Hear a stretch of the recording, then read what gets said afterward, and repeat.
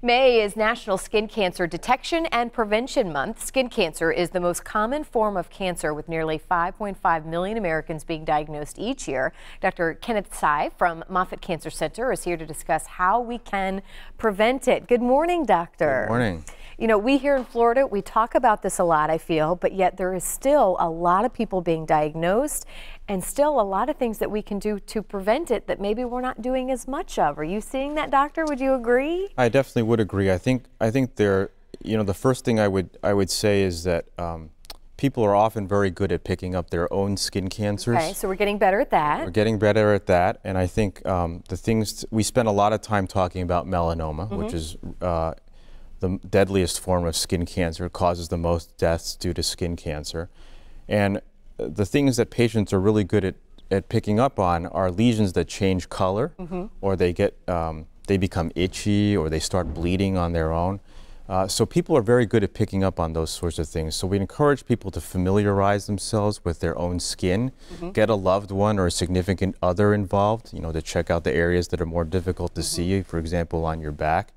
And we encourage people to really get total skin examinations by a professional, by a dermatologist or a primary care physician, at least once a year. I was just going to ask how often? At least once a year, if not more often. If you're at higher risk for skin cancer, we recommend even sometimes as frequently as every 3 to 6 months. So.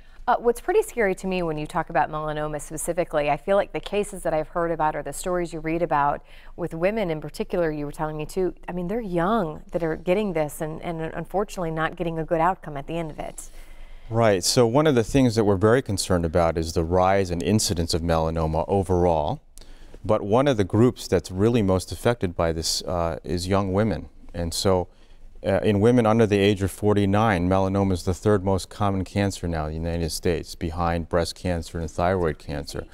So it's really a problem, and we think that it may be attributed to a couple of high-risk behaviors like use of tanning beds and things like that. So it's important to get the message out that those are to be avoided. Well, what are things that we can be doing preventing? I know, let's talk about sunscreen. I know I'm a mom, I have little ones, we're going to the beach a lot now. What do we need to be making sure that, I'm assuming that's where it starts, sunscreen, or at least protective covering? I mean, what say you, doctor? Right, absolutely. So I think there are a couple of things to really remember about sunscreen. Sunscreen works. Okay. It's proven time and over again that using sunscreen prevents skin cancer. Any type of sunscreen or a particular kind? So we like to recommend broad spectrum sunscreen, things that block UVA and UVB. The mistake that people make the most often is that they don't use enough. Okay. So as a guide, 1 shot glass to cover an adult-sized exposed areas, face, body, arms and legs. It's a lot more than most people use. So research has shown that people typically use about half of what's recommended.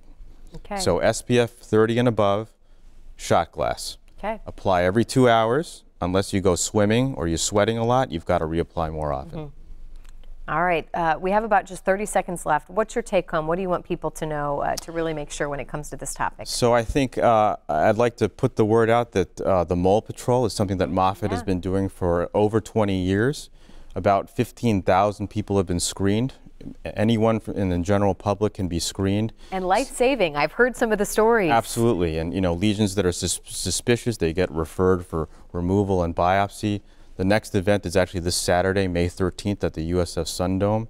So it's an opportunity for the general public to get out there, get their skin screened for anything We actually had a gentleman on the show where it saved his life. He went to one of those and he was able to get something removed in the timely fashion he needed to. Doctor, thank you so much for being here this morning. Thank you so much again for what all you and your team do for the community, and we look forward to having you back. Thank you so much. There's the info to find more, the number on the website, and of course they're all over social media as well.